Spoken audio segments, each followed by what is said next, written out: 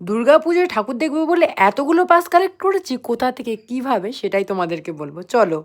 প্রায় 50টা মতন পাস ছিল।